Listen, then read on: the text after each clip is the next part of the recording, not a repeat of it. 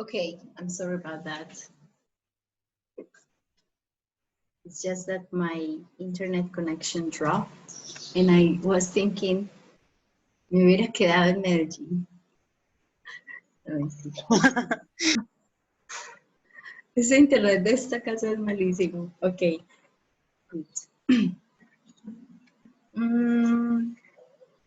Well, so my question was that if you have heard about action research before in your life, in your academic life, and if you have, how do you understand action research? Or if this is the first time for you to listen to this type of method. Simone, did you listen to this type of method before? Actually, I haven't. And I didn't read Okay. too much, so I don't know. How about Julian? Well, I read the chapter 22 of the book that you said, and they mentioned something about this, that it seeks like a transformative change through the research. So it is important that with the research, they take action and transform a situation or something like that. Yeah, that's a good point. Okay. Improve and change practice at the local level, right? That's what we have here after the title. So action research is, from my point of view, a very powerful tool if you really want to transform your local reality. We will see today the difference between action research, which is more like a theoretical approach to research, to doing research basically in education. Then we will see, or we will notice the difference between action research and participatory action research, okay? Which was introduced by Orlando Falsborda, a Colombian author and sociologist.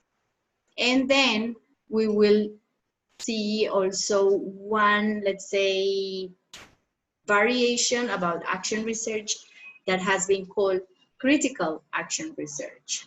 So we have like 3 shades of action research today. But the action research, in general terms, is similar to what Julian was mentioning, right? Who wants to help me read?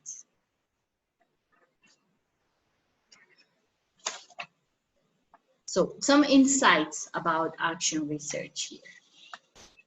So we will use AR in order to name action research. May I try, Professor? Yes, please. Okay. Action research is a practice based on concerns learning and the creation of knowledge. This method can focus on either problem solving or bringing about initiatives for development. It means that it need not have a cause-effect logic. Mm-hmm.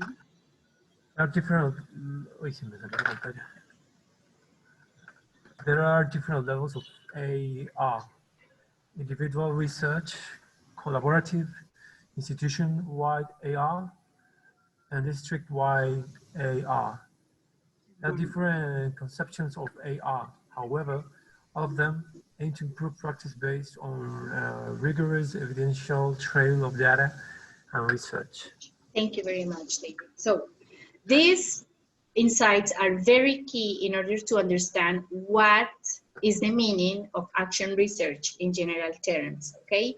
So number one, we need to know that it's practice-based. It's not theoretical. However, it doesn't mean that we don't need to read, right? Obviously, when we decide to become researchers, guys, in our lives, we know that this is a long-term track, a long-term road, and that we always need to combine practice and theorization. It's what has been called by some authors the praxis, right? Because practice without theoretical elaboration can be blind and can be like a waste of time. And theorization without practice or application is just blah, blah, blah, all right? So we need to combine both of them. We need to combine theory and practice in order to acquire this ideal notion of praxis.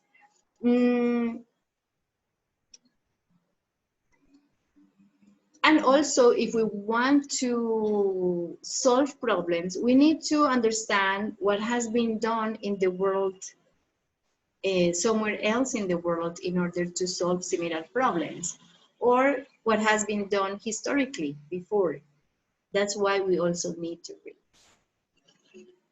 This one, number two, inside number two, is very important because here, for example, we can actually use action research in order to solve a problem that we have identified in the institution or in the classroom, or in order, not necessarily, you don't have to identify a problem in order to use action research. You can also use action research in order to bring about initiatives for development.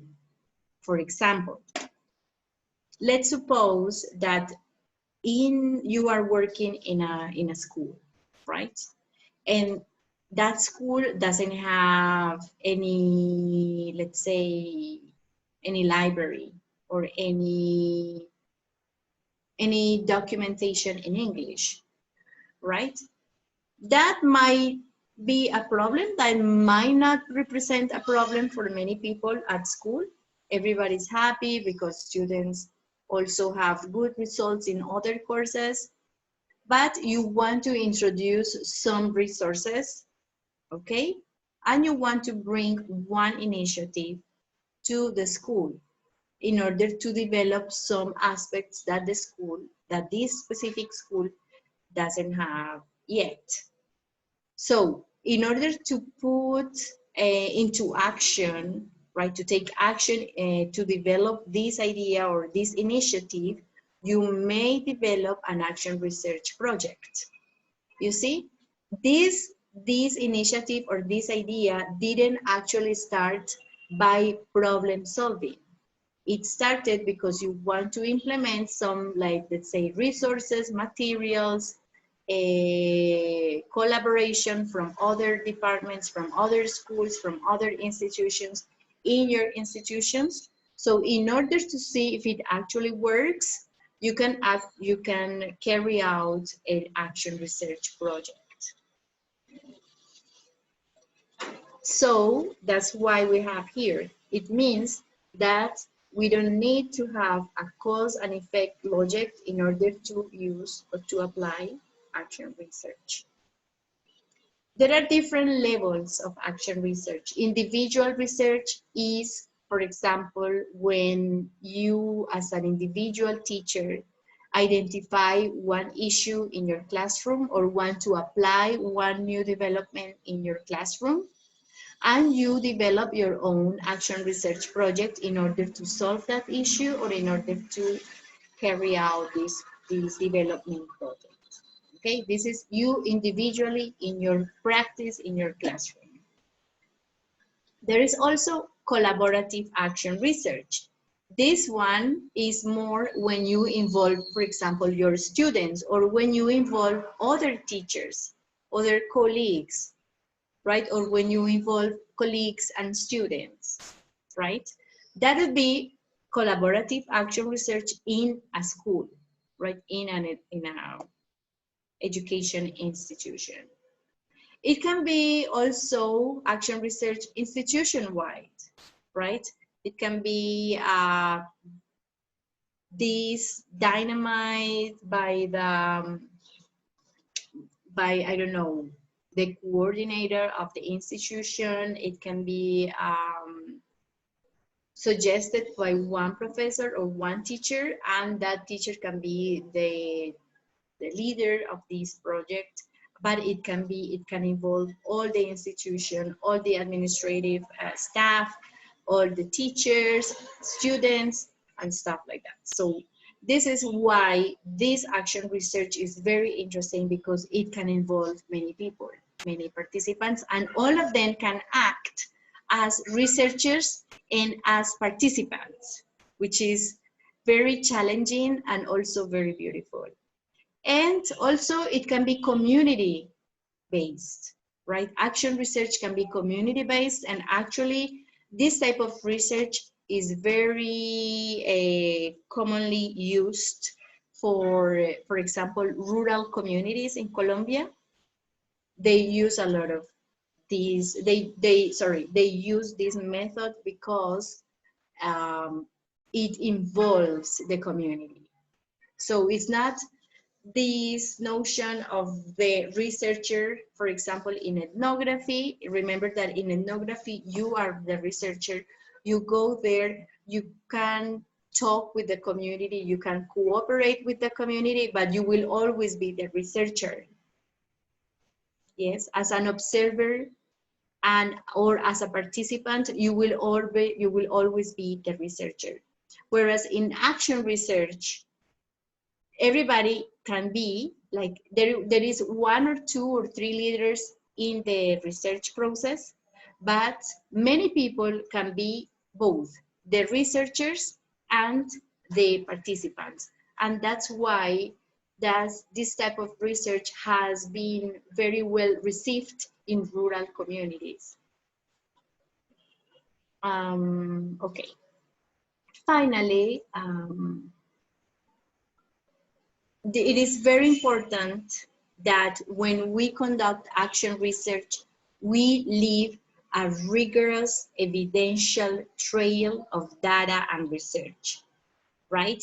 Because there have been cases, especially in rural communities, where the sociologists or the, I don't know, educators or social workers, they go there to the rural communities or the poor communities. They put in action one research program, but they don't leave evidential trail. Right, this is very important. What is an evidential trail? It's one set of information, of documents that you leave.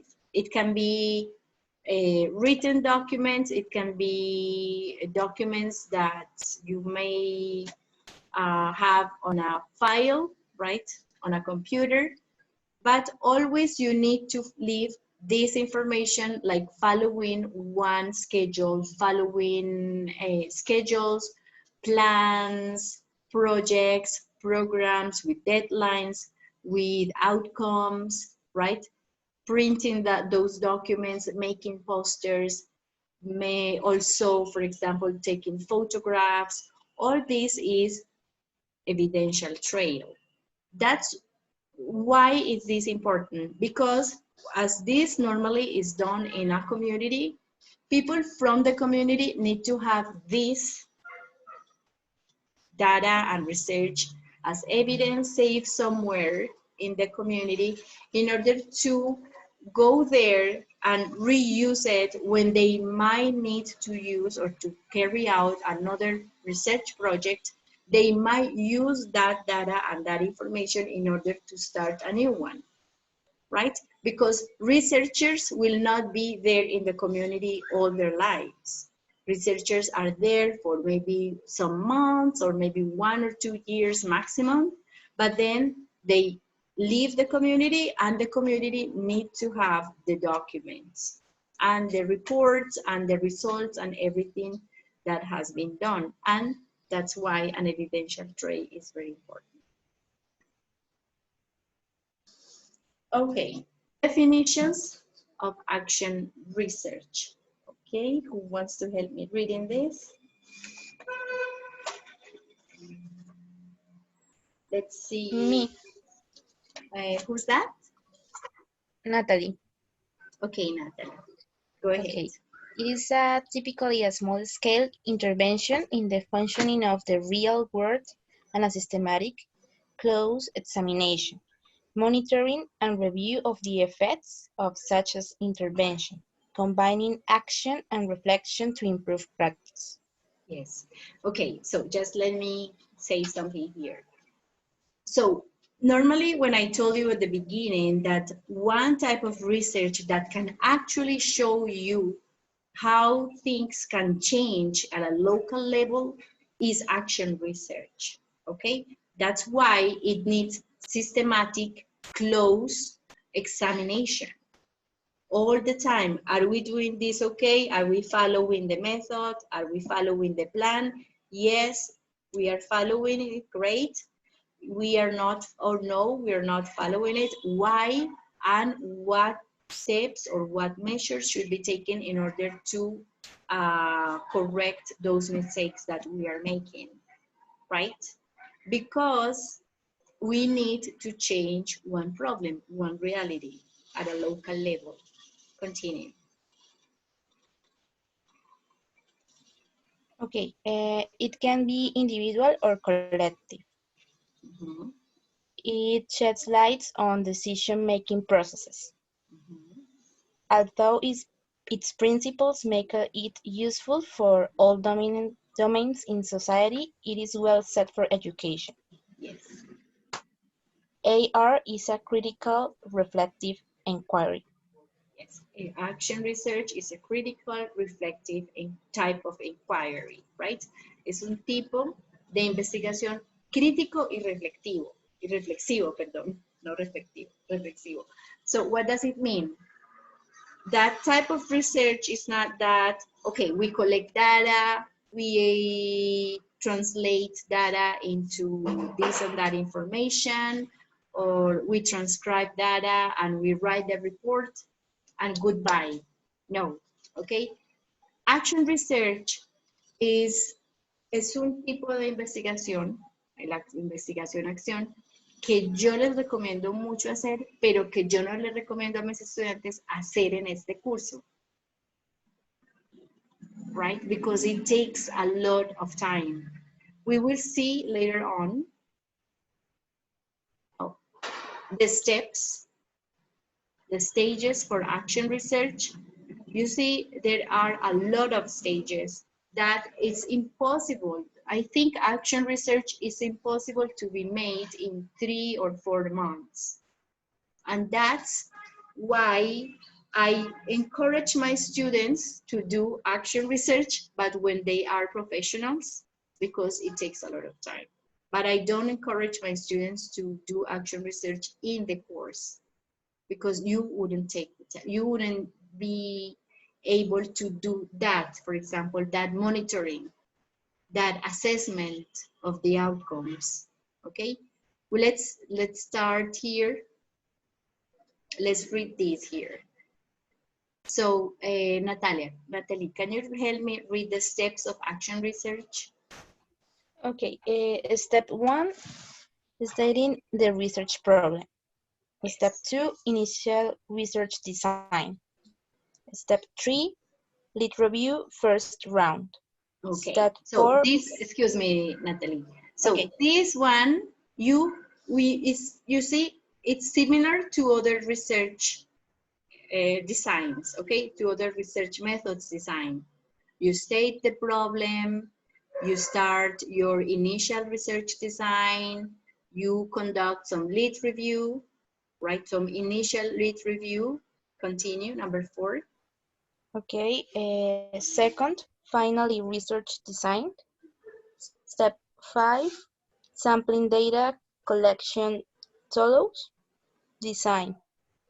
Step 6, choosing the right design. Assessment.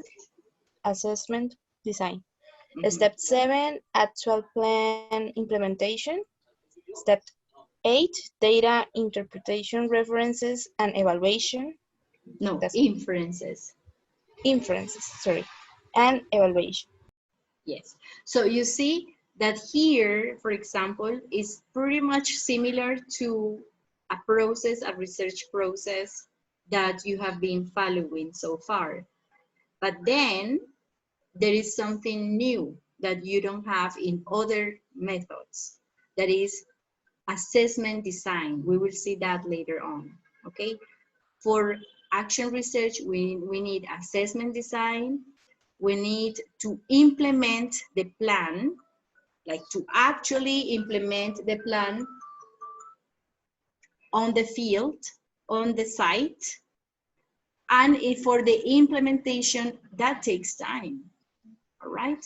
And then we need to interpret that data collected from that implementation, use the assessment and evaluation in order to assess this plan and this implementation, and write those results.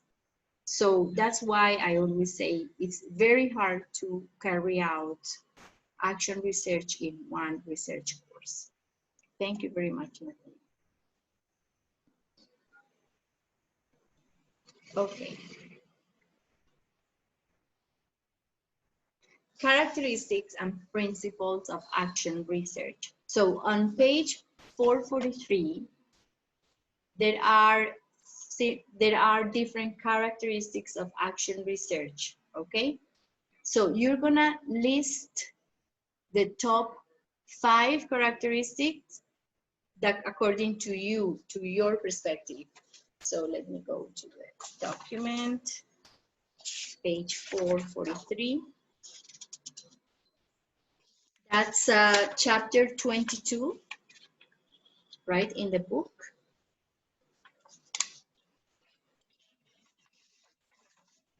So there are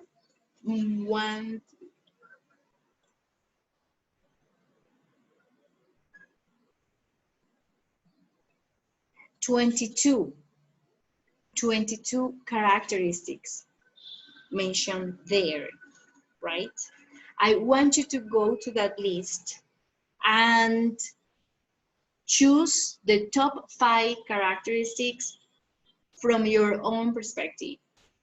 Let's do that. I'm gonna give you that's gonna be individual work. I'm gonna give you 3 minutes to do that. Do you all have the book at hand? Or no? Yes. Go there.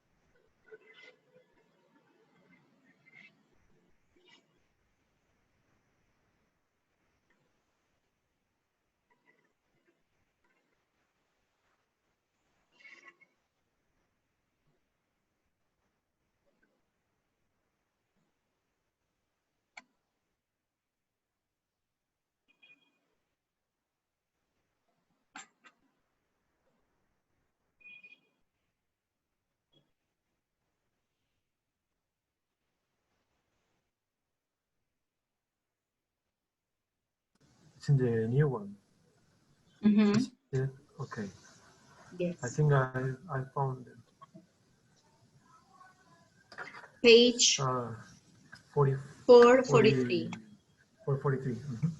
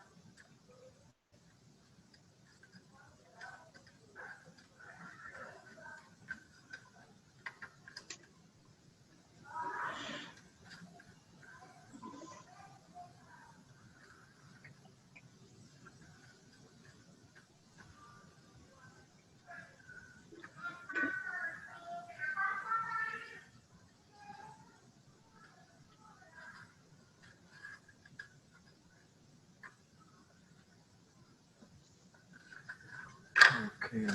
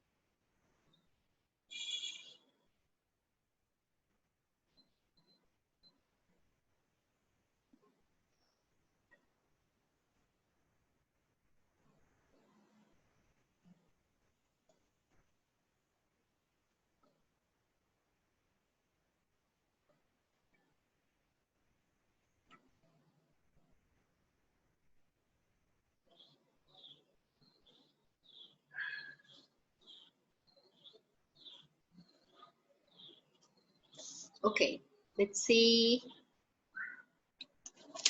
Let me see some names here. Paula Valentina. Are you here? Santos?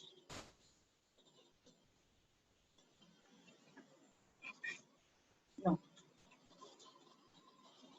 Profe, antes le tengo una pregunta. Ask me.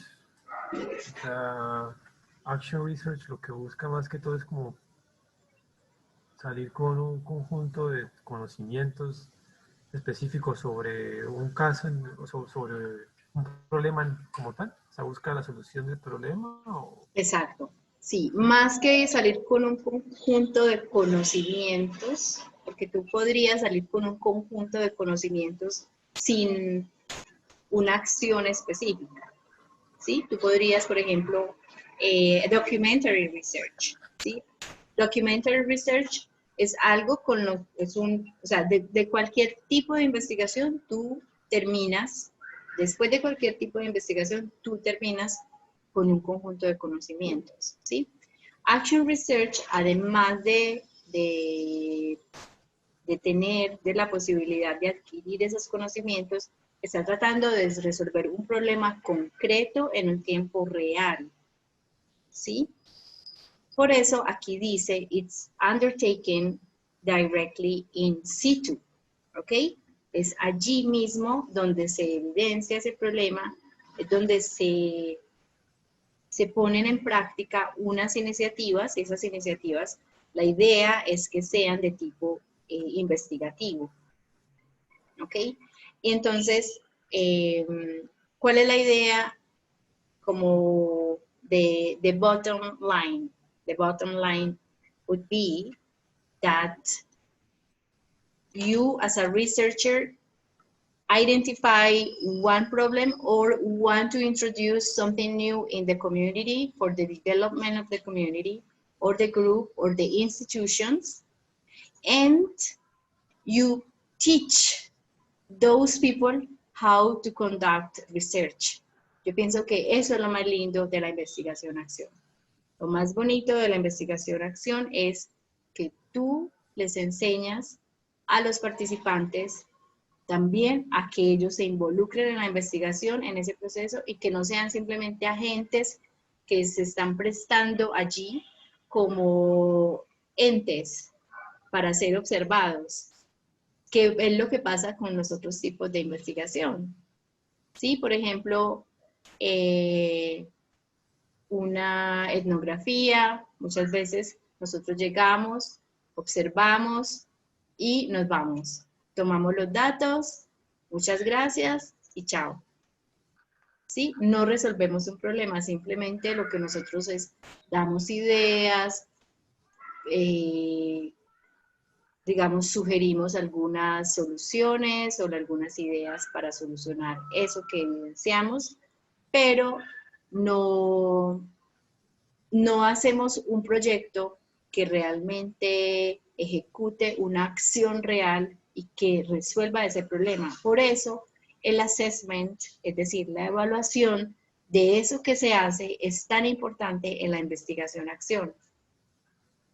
¿Sí ven? Que eso era esos eran 2 puntos, lo del assessment en los pasos para la investigación-acción.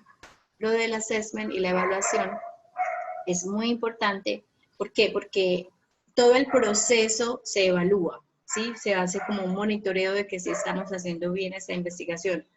Y al final se evalúa si los productos y los resultados de eso que se llevó a cabo, de ese plan, de ese proyecto que se llevó a cabo para solucionar el problema o para implementar un desarrollo para ese grupo, esa comunidad o esa institución, sí, evidentemente fue lo mejor, se hizo de la mejor manera y que sí, efectivamente solucionó el problema que se quería solucionar. ¿Sí ven? Entonces es un ciclo que se cierra, ¿sí? Por eso la investigación es muy bonita, porque es un ciclo que comienza y se cierra. Y para mí lo mejor de todo, y eso lo vamos a ver con Orlando Fassborda, es que en la investigación-acción uno enseña, o sea, tú como investigador o investigadora enseñas a esas comunidades, a esos estudiantes, a esas personas de la institución o de la comunidad a realizar la propia investigación. Por ejemplo, muchos investigadores llegan y toman como asistentes de investigación a personas de la comunidad que va a ser investigada. Y ellos, esos chicos o esas personas, aprenden allí a hacer investigación. No necesariamente tienen que ser un universitario. ¿Sí? Aprenden a desarrollar un proyecto, aprenden a poner ideas en el papel, aprenden a escribir un plan, aprenden a solucionar los problemas en el camino, aprenden a tener plazos, a cumplir con esas responsabilidades. Y entonces, cuando ya el investigador se va, como yo les decía antes, el investigador normalmente está unos meses, máximo 1 año, 2 años. Quienes quedan allí, esos chicos o esas personas que fueron los asistentes de investigación, ya van a quedar con ese saber. ¿Sí? Eso es una de las cosas muy interesantes de la investigación. Ok, entonces miremos. Bueno, Paula Valentina no está hoy con nosotros.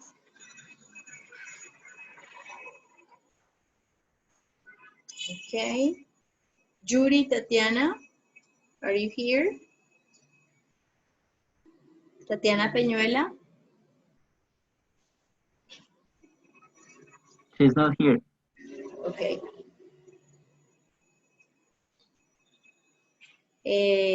Carol Rodríguez.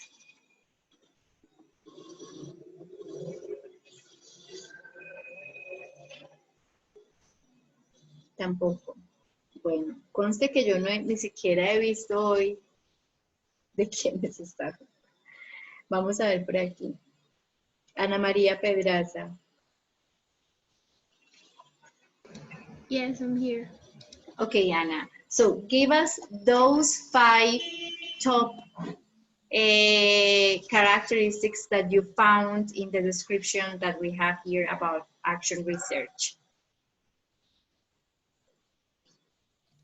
Right. So for me, the first is undertaken directly in situ. Mm-hmm. The one you said is participatory, Yes. is dialogical and celebrates discourse. Yeah. Where is it? Is formative, such that the definition of the problem, the aims and methodology may alter during the process of action research.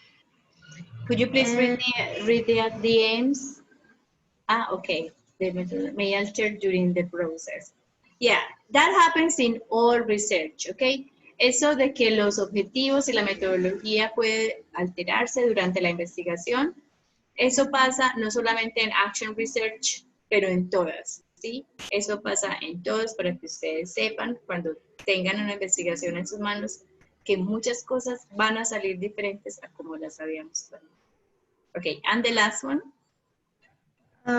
enhances the competencies of participants.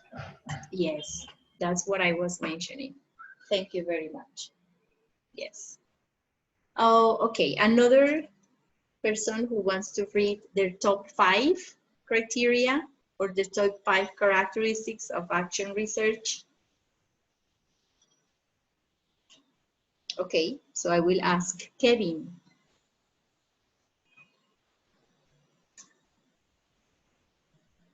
Kevin, I guess he's in here. Are you there? No.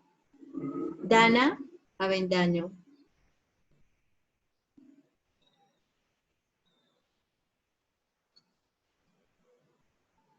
Tampoco. Okay. Let's see, Catalina Carreño. Yes, I am here. Okay, Catalina, please mention your top 5. The characteristics is that the actual research is formative, such that the definition of the problem, the aims, and the methodology. That too. I think that's already mentioned. Was already mentioned by Anna, right? Ana, sí. Ana Maria also chose that one. I agree with her in that.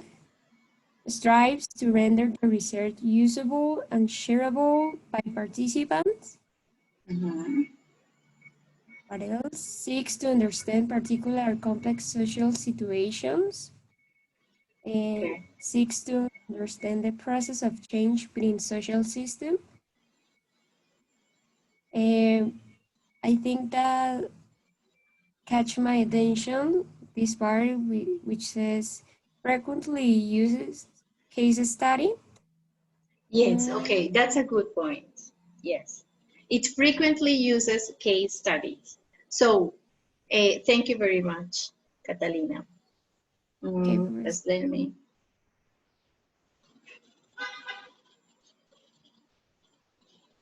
Good. So, in action research, you can use, in order to carry out this research project, you can use different types of research methods. Like, for example, you can use inside the action research plan, you can use, for example, a case study, right? Un estudio de caso de algo determinado. You can use experimentation. Let's suppose that you are introducing a new machine or a new, I don't know, new material for your school or for your institution or for the community or for your group. You want to make some experiments in order to know, to try it out, in order to know if this actually works, okay? So you want to use different research methods, and not necessarily they have to be qualitative. However, miren que aquí dice, tends to avoid the paradigm of research that isolates and controls variables, okay? Tends to avoid this type of paradigm. However, I know some people who work with action research that actually perform some quantitative research strategies or conduct some quantitative research tools in order to carry out some action research. So it doesn't, remember that I told you at the beginning of the course, okay? It doesn't necessarily, the fact that the research method or the research approach is quantitative doesn't mean that it doesn't work for one community or another, okay? It depends on what is your intention or what is your goal with your research, okay? Porque hay investigadores y hay profesores y hay académicos que odian, no sé, porque tienen algo personal contra los métodos cuantitativos o viceversa. Y yo pienso que nosotros como académicos, como profesionales o intelectuales, no podemos tomar esas posiciones personales tan absurdas contra un método u otro, ¿sí? Simplemente es qué es lo más práctico, qué es lo más útil y qué va a ser la herramienta más efectiva para lo que queremos lograr. De eso se trata la investigación también, ¿sí? Y más que todo en cuando queremos solucionar problemas. Okay, very good. Thank you very much. Yes. Yes, you have Professor? a question, David. What does it mean? I just forgot what were the difference between problem posing and problem solving. Like, what do you mean about that? Problem posing. Make for practical problem posing and problem solving as well as expanded scientific. Okay, esto tiene que ver, this has to do with what I explained at the beginning, right? So because at some problem posing, problem solving, okay? Problem solving is when you find that there is a problem. Let's suppose you, in your classroom, right? Vamos a llevarlo al nivel individual. So in your classroom, you identify one problem. That is problem solving, okay? Problem solving approach of the researcher. I identify an issue, a problem, and I then devise a project or a plan in order to solve this problem. That's good, okay? But there is also problem posing. That is, let's suppose I don't see the problem, I don't identify the problem, but I want to introduce one problem to see how it works. I mean, for example,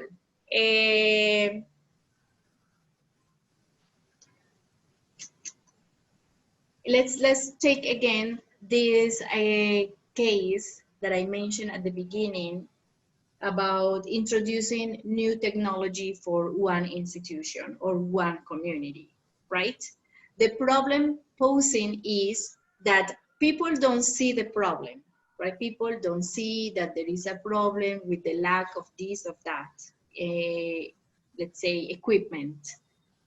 But me as an expert, I know that if I introduce or if I suggest or I present this equipment, things may develop better for the community. The only issue is that they don't know, or maybe they don't find the need yet, okay? So problem posing is that I introduce the problematic, the issue, that I tell them, okay, listen, there is this and that, do you want to try it? Obviously, all these things need to be agreed with the community, okay? So if people say, we don't want that, we don't need that, we're fine without that, it's fine, okay? You don't need to introduce the problem. But problem posing is when you bring new ideas and you want to try those things out in the community to see how it works. Okay? Thank you. Okay.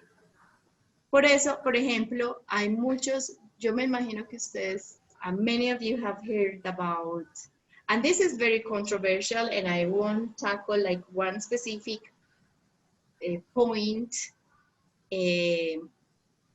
or one specific example here, but you may have heard, and I heard this from my sister. She's an anthropologist, and she has worked a lot with action research and with Aboriginal communities in Colombia. So she goes, she visits the Aboriginal communities, she lives, she stays with the Aboriginal communities for a long time, for months, for days, for weeks, and she identifies that there are, for example, some domestic violence issues or some issues of malnutrition of the children, or some issues about like sanitary issues or stuff like that. She mentions that with the group, like she used to work, she's not working that any longer, but she used to work with one institution called Asociación Indígena de Antioquia, right? So many of them are also members of Aboriginal communities from the region. So she is not an Aboriginal member, but she was part of this institution. So she says, okay, I identify this, and this problem. Okay, so they devise a plan, the group, right? They devise a plan and they suggest some ideas for the community in order to solve the problems. But if the community themselves, they decide that they don't want that they are fine like that they don't want these, I don't know, these solutions for the sanitary problems, or they don't want this type of food program for the children, it is very hard for them to go to carry on the plan, right? So this is problem posing.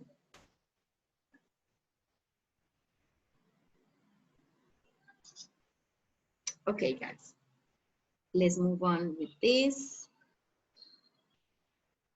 So I actually used or took 5 or 6 different criteria, and this is later on the text, okay? Or different specific characteristics that I consider interesting in when it comes to action research. Is reflexive, sorry, and critique, right? So it encourages or enhances self-criticism. That's the idea. Also, it encourages dialectical critique.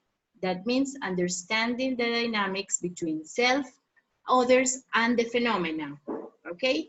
So this is what I was mentioning just before about these, for example, the anthropologists, the Aboriginal community, and then the dialectical relationship and dynamics that goes on between them. Sometimes they accept the suggestions, sometimes they don't accept them. Collaboration, okay, we have already talked about that. Risk disturbance, we need to open up to critique. Y esta parte es súper importante, chicos. Esta parte, risk disturbance, is that when we open up to critique, it is very hard initially, okay? Por ejemplo, yo estoy segura de que si nosotros hiciéramos, a mí me encantaría, por ejemplo, hacer esto con mis estudiantes en la UIS, que abriéramos un espacio y que todos dijéramos, ok, ¿qué estás haciendo bien? ¿Qué estás haciendo mal en el curso? Eso sería muy interesante, muy formativo, pero a la vez es esto, right? It generates some disturbance because we don't like to be told that we are doing something wrong. That society, this society doesn't educate us to open up to critique.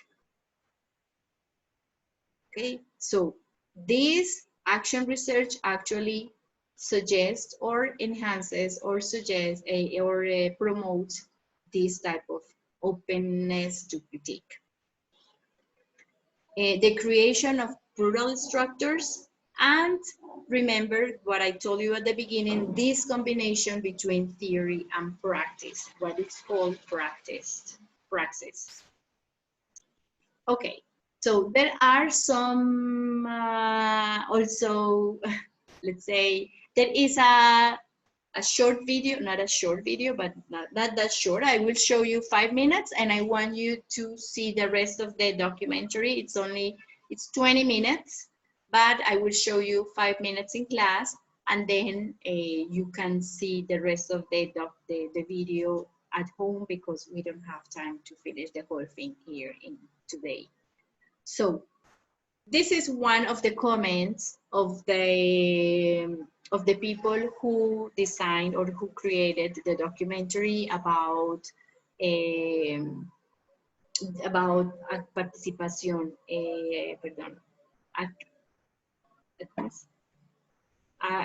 participatory action research, okay?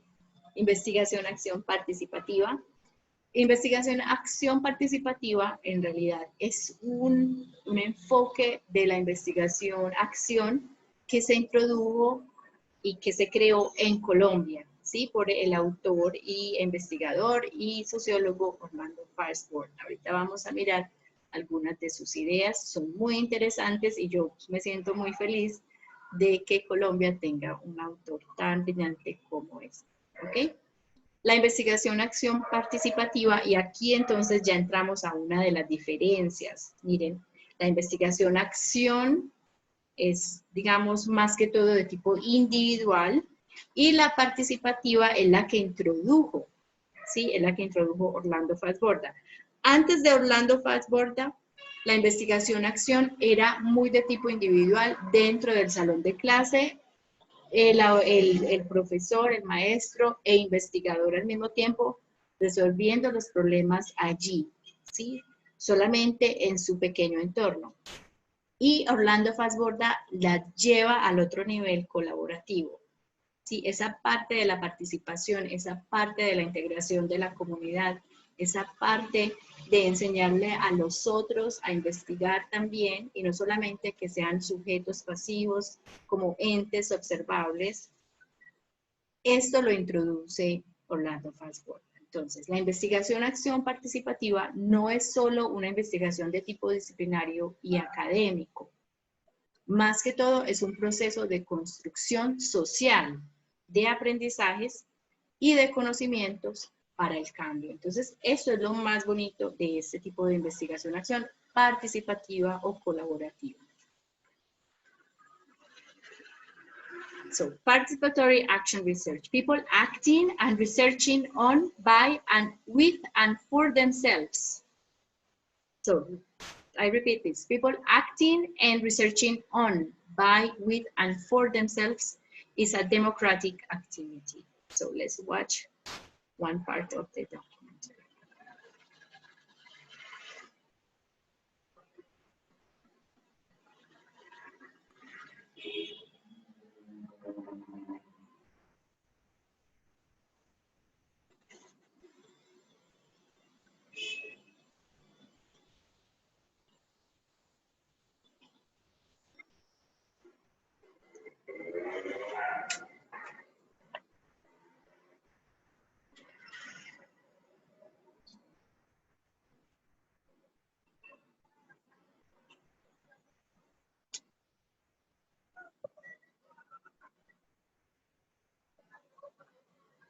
Profe, el sonido, no está compartiendo el sonido del video. No, espérate, No, ¿qué debo hacer? Métete donde dice la opción de compartir pantalla otra vez y vas a ver que abajo también dice compartir sonido. Ok, gracias.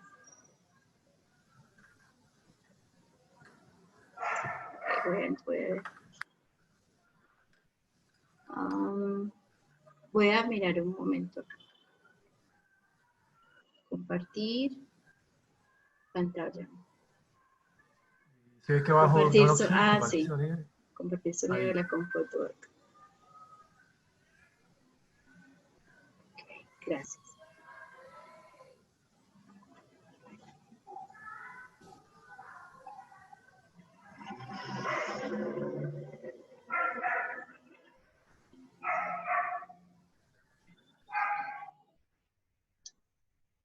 Aquí estaba.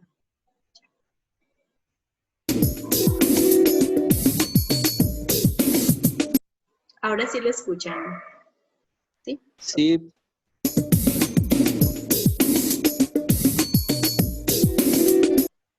Murió en Bogotá el 12 de agosto de 2008. Perdón. Sociales latinoamericanas. Orlando Fals Borda nació en Barranquilla el 11 de julio de 1925. Murió en Bogotá el 12 de agosto de 2008 a los 83 años de edad, colmado de honores y el reconocimiento de la comunidad científica nacional y extranjera.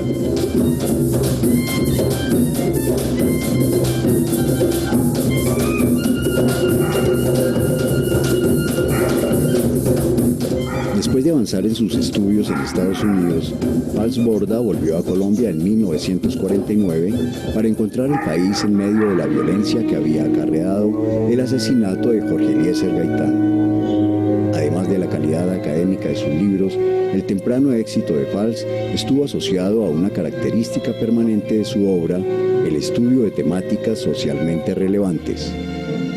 Su actividad tuvo frutos en diferentes áreas, ¿no? Es un verdadero creador de innovaciones, de transgresiones, es un arauto de otros tiempos, un hombre muy comprometido todo el tiempo con el pueblo, con la injusticia social, con un futuro humano, no solo para su país, Colombia, sino que para Latinoamérica. Creo que Fals Borda, tal como Paulo Freire y algunos otros, en un momento se tornó un hombre, yo casi diría, más latinoamericano que colombiano y casi más internacional que latinoamericano. En un tiempo en que la reforma agraria y la discusión de la situación de la población campesina estaban a la orden del día en Colombia, Fals Borda se internó en el paisaje rural boyacense de la vereda de Saucillo. Desde allí, sus intereses de investigación se fijaron en la pobreza rural, en los ofensivos sistemas de tenencia de la tierra y en los sistemas de valores de los grupos tradicionales resistentes al cambio. Estos pensamientos se encuentran en dos estudios de sociología rural: Campesinos de los Andes, 1955, su tesis de magíster en la Universidad de Minnesota, y El hombre y la tierra en Boyacá, bases sociohistóricas para una reforma agraria, 1957, su disertación doctoral en la Universidad de Florida. El estudio de Boyacá analiza esos problemas del uso y tenencia de la tierra. Y como la ideología subyacente es la de la justicia económica y social, entonces consideré que no era suficiente analizar la situación sin ofrecer alguna solución. Y por eso el último capítulo, que no presenté a mi profesor Lynn Smith porque él no compartió eso, pero sí lo saqué en el libro publicado, son las bases para una reforma agraria. En los años que siguieron a sus estudios de posgrado, Fals Borda dedicó sus energías a la fundación de la Facultad de Sociología de la Universidad Nacional. Quería transmitir sus experiencias y crear una comunidad de investigadores sobre fundamentos estables. Me llamó el Acerna, que ya está el departamento de Sociología listo, que venga para acá a dirigir. En esos mismos días se había llegado Camilo Torres Restrepo, de Europa, con su grado de sociólogo. Entonces yo le pregunté a él, bueno, ¿a ti te interesaría colaborar en el departamento de sociología que acaba de hacerse, autorizarse? Me dijo, claro, vamos. Salió publicada, primera edición, el libro La violencia en Colombia. Eso sí que fue la tempestad, porque por primera vez salían publicados documentos que comprometían a las clases políticas de este país. El movimiento movimiento estudiantil explotó y en las áreas rurales las asociaciones campesinas se fortalecieron y la lucha guerrillera siguió el ejemplo de otras revoluciones. La sociología no escapó a esta sacudida. Fals Borda, como investigador, deseaba conocer la vida de las comunidades mediante entrevistas, observaciones directas y consulta de archivos históricos, pero a diferencia del pasado, ahora pensaba que se debía ir más lejos. Este método de participación no tiene la respuesta, no tiene todas ellas, pero por lo menos estamos tratando de buscarlas. Y como en todo proceso científico honesto, será una búsqueda eterna, una búsqueda indefinida, donde siempre habrá campo para la crítica, para la observación y para el enriquecimiento de los modelos. Los resultados de la investigación debían retornar a las personas que lo habían producido. El investigador era solo un mediador que ayudaba a aflorar el pasado, las tradiciones más queridas y las luchas y experiencias que en otros tiempos promovieron la afirmación y el progreso.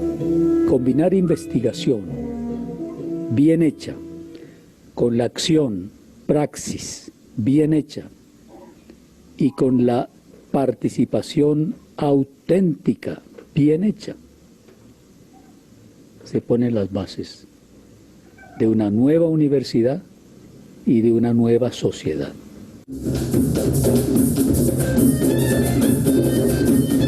Para comprender lo que es la investigación participativa aquí en América Latina, porque hay también una corriente europea, y es necesario comprender primero qué es la educación popular. Es una innovación en la educación en Latinoamérica, es una de las experiencias más fecundas salidas aquí de Latinoamérica y que se destina a invertir todo el sentido de la educación. No practicar una educación como Paulo Freire llamaba bancaria, de arriba hacia abajo, y una educación de reproducción de toda la ideología de clases y grupos hegemónicos, sino que crear una educación con el pueblo y a su servicio. Esta es la propuesta original desde los años 60 de la educación popular. Okay. I just want to stop it there, and you will have the link here, so you can finish the document. Right? It's only 20 minutes, so it's going to be only 13 minutes to finish the documentary. But I wanted you to see the first part of the documentary when they actually summarized what we have been talking about here, right? So remember that there is this, I think, North American, although this professor who was interviewed, he said that's more European trend and action research, okay? Action and research, okay? But it's Orlando Fals Borda who introduces the participatory element, which makes it takes it to another level, right?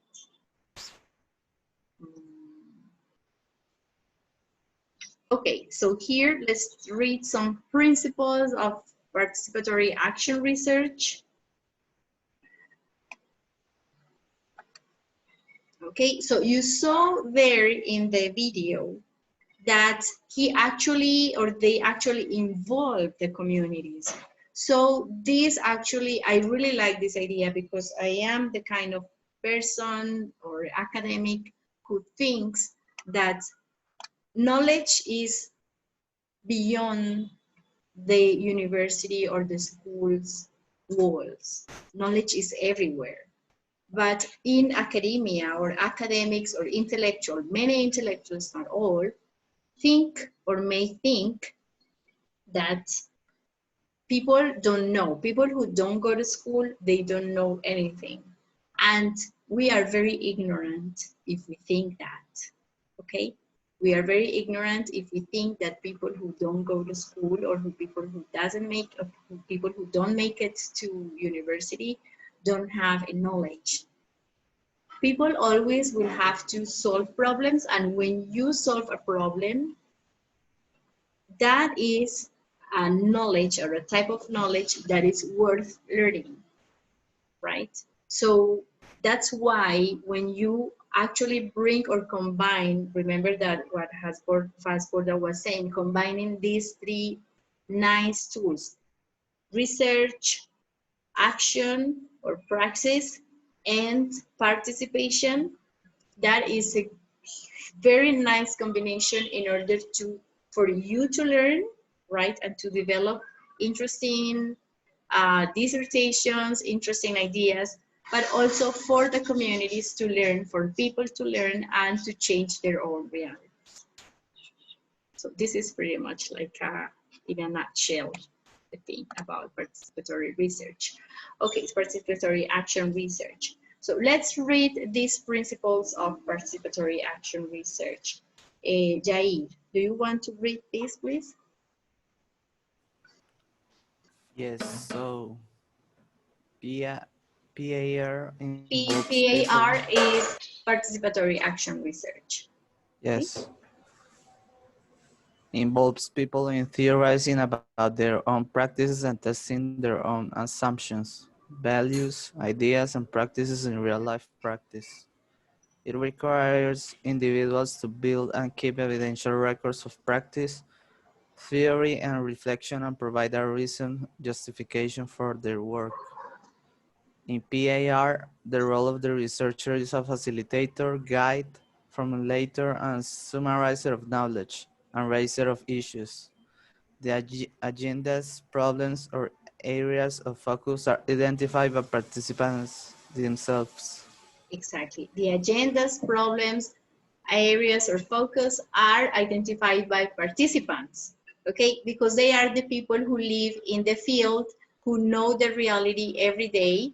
So they might let you know, for example, if you are the researcher or the researchers, you identify one issue, but they will round up that issue. They will tell you the details of that problem. Okay, so that's why it is very interesting to involve participants as researchers as well. Thank you, Jair. So, Jair, do you want to read this one?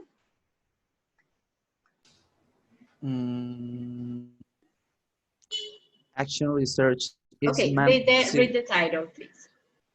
What do we mean with emancipation when it comes to PAR? So action research is emancipatory when it aims not only on the practical and technical improvement and the participants' better understanding, but also the changing the system itself or those conditions which impede desired improvement in the system or organization. There is no hierarchy, but open and symmetrical communication. Okay, and what do you think of this, Jair? Do you agree? Do you think it's realistic, or do you think it's very idealistic? This idea of emancipation included in participatory action research.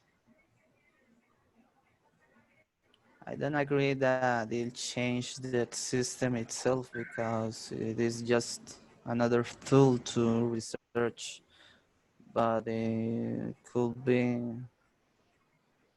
a very effective tool for understanding. Understanding could be one of the things that can change a system. Okay, so that's a good point. That's a good point. Thank you very much, Jair. Somebody who wants to contest what Jair was saying? Jair's opinions? I agree in certain point because there is not a definite tool to change things. At the end, It all depends on people and the capacity and intelligence that the people uses those tools. So Okay, I so found, the first thing, excuse me, David, the first thing that we need to question is this, in this statement here, is if one type of research is emancipatory in its own, right? Cuando decimos action research is emancipatory, so what if my action research is not necessarily emancipatory? Does it mean that it's not good, that it doesn't work? no, not necessary. Maybe it aims at different things. Exactly. No has to be emancipatory. No has to free people. Maybe needs a solution for practical things. Maybe it needs to build theory for other reasons. So, okay, so they here say that one or this action type of action research is emancipatory when it goes beyond the practical aspects. For example, let's suppose that we need to solve a practical problem in one institution. We solve it, that's it, perfect, that research process worked. But here they say that it doesn't only covers that, right? It doesn't only cover that. They say that we, in order to real transform or to have this name of emancipatory research, we need to change the system itself or those conditions which impede the desired improvement in the system or in the organization or in the community or in the institution where we carry out this research. I think this is true. The first part of the statement, excuse me, the first part of the statement is true, but the second part of the statement is kind of idealistic and kind of chimeric, because it is very hard to change the system with only one action research or one project or one research process, okay? You can change that one, I think you can change one community, one society can change one system in a historical period, not doing action research. That's what I think. Okay, but I don't know what you guys think. It's very hard, right? So this is the controversial part of it, okay? Yo no sé si tengamos tiempo, creo que no, pero les voy a dejar esto de tarea, okay? Les voy a dejar esto de tarea. From your point of view, what are the differences between action research, participatory action research, and critical action research? Eso está entre las páginas 466 y 446 y 447. ¿Qué deben hacer ustedes? Leer las dos páginas, realizar una gráfica, que puede ser, por ejemplo, un cuadrito con 3 casillas, y responder esa pregunta. Las 3 diferencias entre action research, participatory action research, and critical action research. ¿Ok? Hagan el cuadrito, respondan la pregunta y con eso empezamos la próxima clase. La próxima clase entonces terminamos nuestro tema sobre action research, que falta muy poco, cuáles son las críticas que se le hacen a la investigación-acción.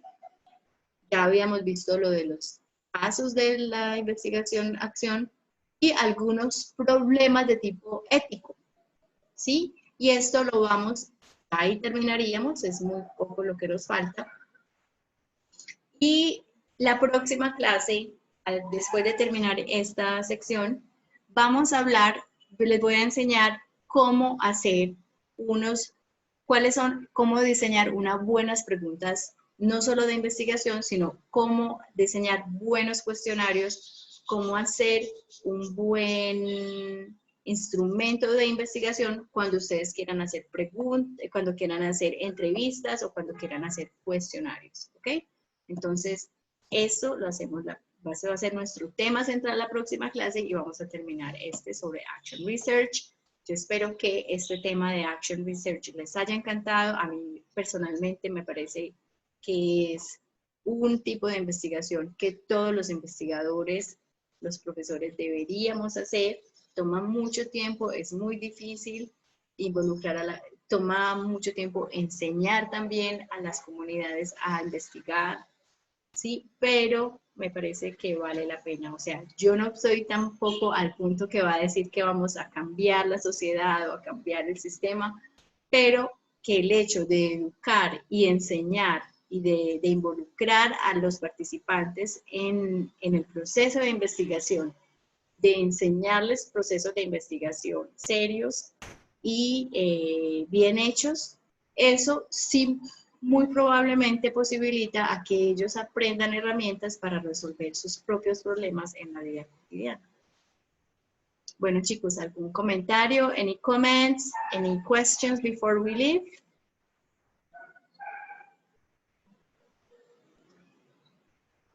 I have already scheduled some appointments for Carol, Jose, Dana, yes, next Wednesday at 11. Mafe, María Fernanda, Vilma, Mayerlis at 11:20.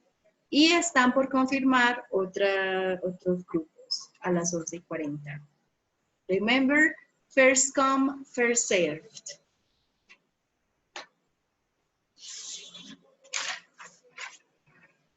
No comments? No questions? Okay, guys. So that's all for today. Thank you very much for being here, for your attention, and I'll see you next Wednesday. See you, Professor. Thank you, Heidi. Goodbye. Have a good evening. Bye. Goodbye. Take care. Bye.